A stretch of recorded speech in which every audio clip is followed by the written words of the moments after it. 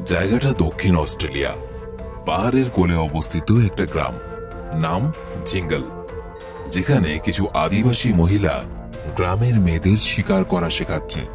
এই মেয়েগুলোর মধ্যে আমরা এই মেয়েটাকে দেখি, যার নাম হলো মলি। সে তার পরিবারের একজন বাহাদুর শিকারী। মলিদের পরিবারে কিন্তু তার মা, কাকিমা, দিদা ছাড়াও আরো দুটো মেয়ে আছে। এর নাম হলো গ্রেসি, মলির কাকাতো বোন, এবং এর নাম হলো ডেজি। ডেজি মলির নিজের বোন। মলি তার পরিবারের সাথে শিকার করে নিজের বাসস্থানে যখন ফিরে আসে, তখন দূর থেকে দুজন পুলিশ অফিসারকে দেখা যায়, এবং কোনো একটা কারণে ওই পুলিশগুলোকে দেখা মাত্রই মলির মা, যার নাম হলো মাউট, সে মলিকে এবং বাকি মেয়েগুলোকে লুকোতে বলে।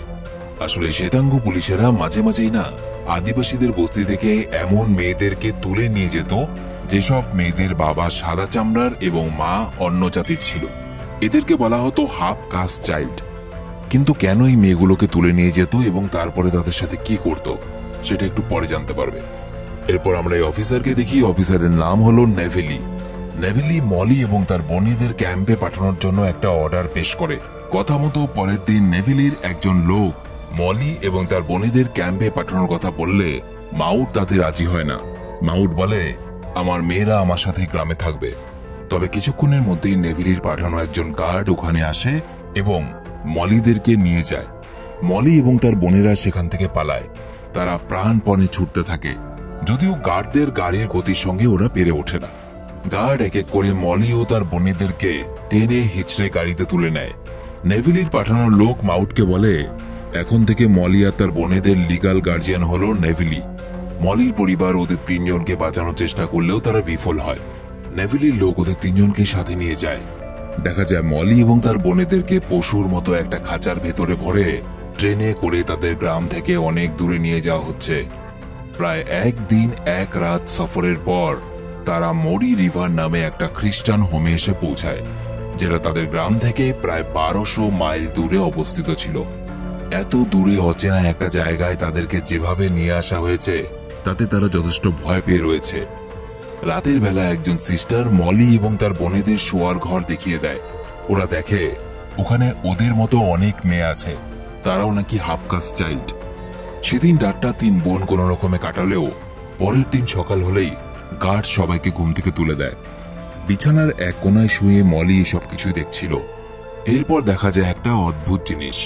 ব্রেকফাস্ট করার আগে, অর্থাৎ সকালের খাবার খাওয়ার আগে, সবাই মিলে অফিসার নেভেলির নামে প্রার্থনা করছিল, যেন কেউ ঈশ্বরের প্রার্থনা করছে।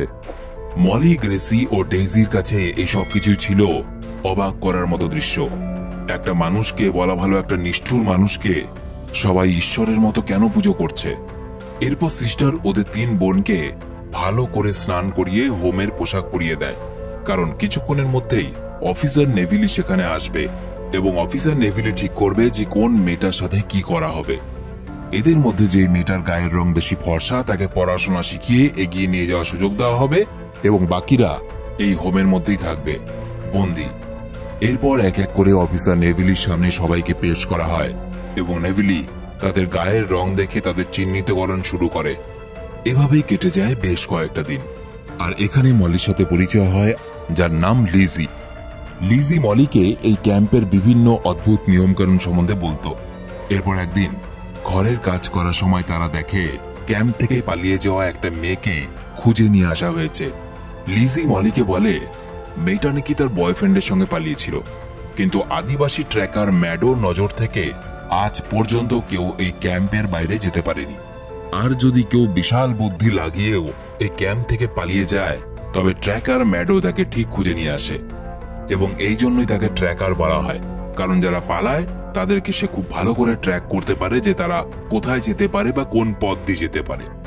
এবং পালিয়ে যাওয়ার শাস্তি হিসেবে মেয়েটাকে প্রচন্ড মারধর করা হয়, যাতে এই ভয়ে অন্য কেউ ক্যাম্প থেকে পালানোর কথা ভাবতেও না পারে। দেখতে দেখতে কিন্তু কেটে যায় বেশ কয়েকটা দিন। মলি ঠিক করে ওর বোনেদের নিয়ে এই ক্যাম্প থেকে পালাবে। একদিন সকালবেলা সবাই যখন ব্যস্ত, মলি ডেজি আর গ্রেসিকে নিয়ে সেখান থেকে পালায়। মলি জানে না তাকে কোন দিকে যেতে হবে, এটাও জানে না যে তার বাড়ি থেকে সে 1200 মাইল দূরে রয়েছে। শুধু বাড়ি ফেরার আশাটুকু নিয়ে মলি এক অজানা সফরের উদ্দেশ্যে রওনা হয়। সারা দিনের মধ্যে ক্যাম্পে কিন্তু কেউ জানতে পারে না যে মলি এবং তার বোনেরা সেই ক্যাম্পে নেই। রাতের বেলায় যখন প্রতিটা বন্দি মেয়েদের অ্যাটেন্ডেন্স নেওয়া হয়, সেই সময় সিস্টার জানতে পারে মলি এবং তার বোনেরা ক্যাম্প থেকে পালিয়েছে, এবং সাথে সাথেই ট্র্যাকার মাডোকে খবর দেওয়া হয় মলিদেরকে খুঁজে আনার জন্য। এই খবরটা নেভিলির কাছে গেলে সে প্রচন্ড রেগে যায় এবং বলে, যেভাবেই হোক ওদেরকে খুঁজে নিয়ে আসো। মাডো তার ঘোড়া নিয়ে মলিদের পায়ের চিহ্ন অনুসরণ করে ঘন জঙ্গলের মধ্যে চলে আসে, তবে অন্ধকার নেমে আসায় সে আর এগোতে পারে না। ওদিকে মলিরাও দেখা যায় রাতের অন্ধকারে সেদিন জঙ্গলের মধ্যেই ঘুমিয়ে পড়ে। পরের দিন সকালে তারা আবার চলতে শুরু করে। আগের দিন রাতের বেলায় ওরা যেখানে ছিল, মাডো কিন্তু খুব সহজেই সেই জায়গাটা পৌঁছে যায়, এবং সে যেহেতু পালিয়ে যাওয়া মেয়েদেরকে ফিরিয়ে আনতে ওস্তাদ, সুতরাং সে বুঝে যায় এই জায়গায় আসার পর মলিরা কোথায় যেতে পারে।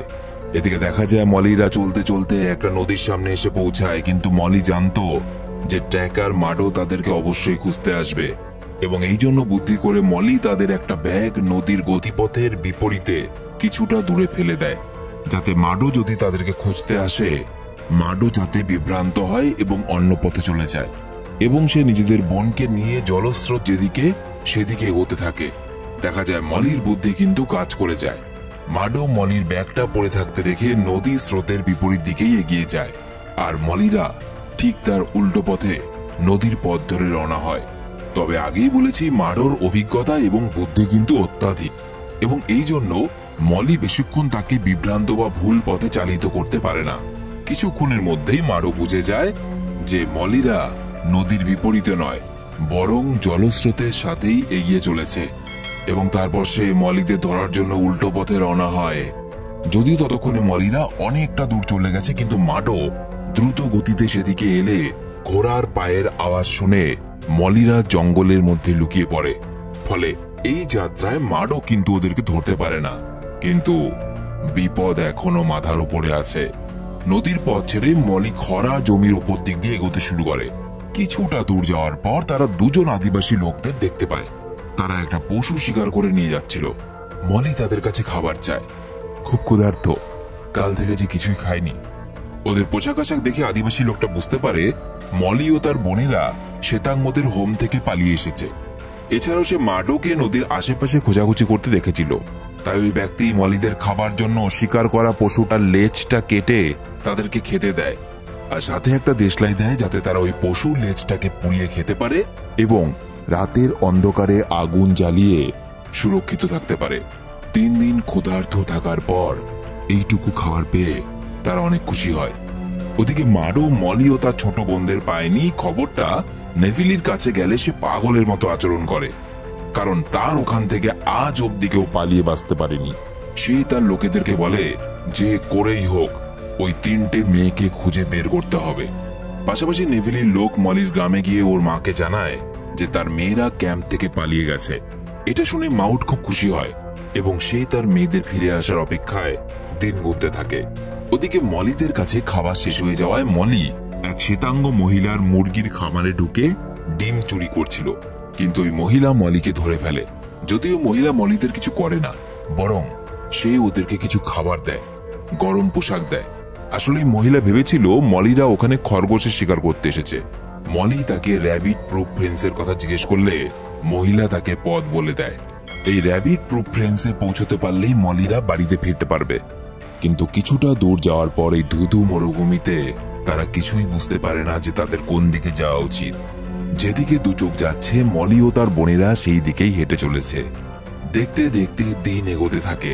প্রায় সপ্তাহ খানেকের উপরে হয়ে গেছে মলিরা হোম থেকে পালিয়েছে। মলির মা প্রতিনিয়ত তাদের অপেক্ষায় দিন গুনছে, এবং একদিন চলতে চলতে ওরা র্যাবিট প্রুফ ফেন্সের সামনে এসে পৌঁছায়, এবং এটা দেখার পর 3 বোন অনেক খুশি হয়, কারণ অবশ্যই তারা বাড়ি পৌঁছতে পারবে। কিন্তু তারা ভুল ভেবেছিল। তারা ফ্রেন্সের লাইন বরাবর হাঁটতে শুরু করে, কিন্তু ওদিকে এত দিন পেরিয়ে যাওয়ার পরেও মলিদের কোনো খোঁজ না পাওয়ায় নেভিলি নিজেই ওদের সন্ধানের দায়িত্ব নিজের হাতে তুলে নেয়, এবং নেভিলি ওই এরিয়ার ম্যাপ দেখে দিন হিসেব করে কিছুক্ষণের মধ্যে বুঝে যায় মলি এবং তার বোনেরা এতদিনে নিশ্চয়ই র্যাবিট প্রুফ ফেন্স ধরে ওদের গ্রামের দিকে পৌঁছে যাচ্ছে, এবং ওদের গ্রামে যাওয়ার আগে ইয়ালগো নামে আরেকটা গ্রাম পড়বে। ওই গ্রামটাকে ক্রস করার পরে ওরা নিজেদের গ্রামে পৌঁছবে। নেভিলি তার লোকেদের ওই গ্রামটার মধ্যে পাহারায় বসিয়ে দেয় যাতে মলি এবং তার বোনেদেরকে ধরা যেতে পারে। ওদিকে মলির ছোট বোন ডেইজি আর এগোতে পারছে না।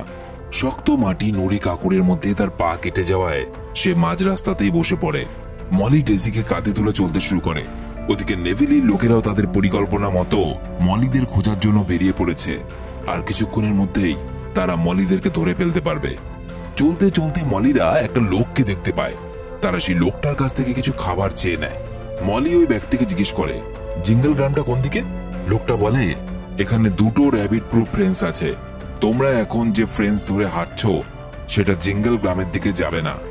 জিঙ্গল গ্রামে যেতে হলে তোমাদেরকে উত্তরের দিকে যেতে হবে। মলি বুঝতে পারে তারা ভুল পথে চলে এসেছে। এই পথে তারা কোনোদিনই বাড়ি পৌঁছতে পারবে না। মলি এবং তার বোনেরা হতাশ হয়ে পড়ে, কারণ এত দিন ধরে তারা হাঁটছে, হেঁটেই চলেছে, কখনো জঙ্গল, নদী, কখনো বা এই কাকুরে পথ। শেষ পর্যন্ত তারা বাড়ি পৌঁছতে পারবে না। তাদের পরিশ্রম বৃথা হয়ে যাচ্ছে। লোকটা মলিদের কাছ থেকে সব শুনে ওরা কোন পথে গেলে বাড়িতে পৌঁছতে পারবে সেই পথ দেখিয়ে দেয় এবং মলিরা আবার চলতে শুরু করে। খিদে তৃষ্ণায় কাতর হয়ে তারা একটা বাড়ির কাছে এসে পৌঁছায় এবং সেই বাড়ির মহিলার কাছ থেকে তারা কিছু খাবার চায়। ওই মহিলাও একজন হাফকাস্ট চাইল্ড ছিল এবং এই কারণে মলিদের তিনজনকে এই অবস্থায় দেখে সে বুঝে যায় ওরা নিশ্চয়ই ক্যাম্প থেকে পালিয়ে এসেছে। মহিলা আজ রাতে মলিদেরকে এখানেই থাকতে বলে। রাতে মলি এবং তার বোনেরা ওই মহিলার ঘরেই ছিল। দেখা যায় একজন শ্বেতাঙ্গ লোক সেখানে আসে এবং ওই লোকটা ঘরে ঢুকে পোশাক খুলতে শুরু করে ওই মহিলার সাথে যৌন সম্পর্কে লিপ্ত হওয়ার জন্য।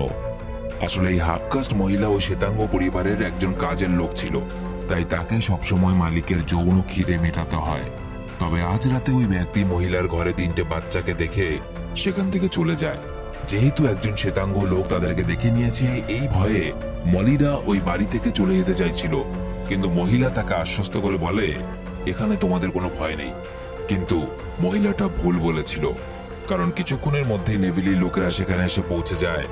মলি তার বোনেদের নিয়ে পেছন দরজা দিয়ে বেরিয়ে অন্ধকারে ঝোপের মধ্যে লুকিয়ে পড়ে। চারিদিকে ঘন অন্ধকার, কেউ তাদের দেখতে পায় না। পরের দিন সকাল হতে না হতেই ওরা আবার পালাতে শুরু করে। এদিকে মাডো যেহেতু মলিদের খুঁজছিল, সে বুঝে গেছিল এই এলাকার মধ্যে মলিরা যদি আশ্রয় নেয়, যেহেতু ঘরবাড়ি বেশি নেই, সুতরাং এই বাড়িতে আশ্রয় নিতে পারে এবং এই জন্য সে ওই বাড়িতে চলে আসে। কিন্তু মলি বুদ্ধি করে তাদের পায়ের ছাপ মুছে দিয়ে গেছে, যে কারণে মাডো বুঝতে পারে না যে মলিরা কোন দিকে পালিয়েছে। এমনকি মাটিতে যাতে পায়ের ছাপ না পড়ে, মলি তার জন্য আরেক বুদ্ধি লাগায়। সে পাথরের উপর দিয়ে চলতে শুরু করে, কারণ পাথরের উপর দিক দিয়ে চললে তো আর পায়ের ছাপ পড়বে না। এবং এই জন্য মাডো অনেক চেষ্টা করার পরেও ওদের যাওয়ার পথ বুঝতে পারে না। ওদিকে কিছুটা দূর যাওয়ার পর মলিদের সাথে এক ব্যক্তির দেখা হয়। সেই লোকটা বলে, তোমাদের মধ্যে গ্রেসি কার নাম? কারণ গ্রেসি যার নাম, তার মা একটা রেল স্টেশনে তোমার জন্য অপেক্ষা করছে। আমার মনে হয় তোমার সেখানে যাওয়া উচিত। এটা শুনে মলি বলে, এই লোকটা কি করে জানলো আমাদের মধ্যে কারো নাম গ্রেসি হতে পারে? এই লোকটা মিথ্যে কথা বলছে, আমাদের এখান থেকে বেরোনো উচিত। মলি ওই লোকটার মিথ্যে কথা ধরতে পারলেও গ্রেসি কিন্তু বিশ্বাস করে নেয় যে তার মা সত্যি তার জন্য কাছের একটা রেল স্টেশনে অপেক্ষা করছে। তাই গ্রেসি মলির সাথে যেতে অস্বীকার করে আর ওই লোকটার বলা কথা মতো রেল স্টেশনের দিকে চলে যায়। তবে মলির গ্রেসিকে একা ছাড়াটা কেমন যেন একটা লাগছিল, তাই সে নিজের বোন ডেইজিকে নিয়ে কিছুক্ষণ পর ওই স্টেশনে এসে পৌঁছায় এবং সিটি বাজিয়ে গ্রেসিকে নিজেদের সঙ্গে যাওয়ার জন্য ডাকে। গ্রেসি অনেকক্ষণ সেখানে অপেক্ষা করার পরেও ওর মা না আসায় সে মলিদের সঙ্গে যাওয়ার জন্য প্রস্তুত হলে ঠিক তখনই নেভিলির লোক সেখানে চলে আসে আর ওরা গ্রেসিকে ধরে নিয়ে যায়। ওই ব্যক্তিটা যে কিনা রেল স্টেশনে তার মায়ের বসে থাকার খবর দিয়েছিল, সেই ব্যক্তিটা খুব সম্ভবত নেভিলির জন্যই কাজ করছিল। তবে মলি আর ডেইজি আড়ালে লুকিয়ে থাকায় এই যাত্রাতে ওরা বেঁচে যায় এবং দেখা যায় প্রচন্ড গরমে কিছুক্ষণ পর মলি আর ডেইজির অবস্থা খুবই খারাপ।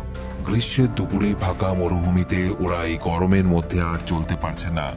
তৃষ্ণা মেটাতে ওরা দুজন ছোট ছোট ঘাসের থেকে জল খাওয়ার চেষ্টা করে এবং কিছুটা পথ চলার পর দুজনই অজ্ঞান হয়ে মাটিতে পড়ে যায়। বেশ কয়েক ঘন্টা পর তাদের জ্ঞান ফেরে।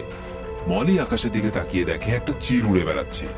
চিলটাকে দেখে মলির মনে পড়ে যায় তার মা তাকে বলতো, চিল তোমার জীবনে নতুন আশার আলো নিয়ে আসবে। মলি চিলটাকে দেখে আত্মবিশ্বাস পায় এবং আবার উঠে দাঁড়ায়। দূরে অবস্থিত এক পাহাড়কে অনুসরণ করে সে তার বোনকে নিয়ে চলতে শুরু করে। ওই পাহাড়ের কোলে রয়েছে তার গ্রাম। ওদিকে মলিদের কোথাও খুঁজে না পেয়ে নেভিলি এবার তার লোকেদের ওদের গ্রামে পাঠিয়ে দেয়। যদি মলি গ্রামে ঢোকে তাকে যেন সাথে সাথে সেখান থেকে ধরে নিয়ে আসা হয়। রাতের অন্ধকারে নেভিলির লোক বন্দুক হাতে জঙ্গলের মধ্যে মলিদেরকে খুঁজছে।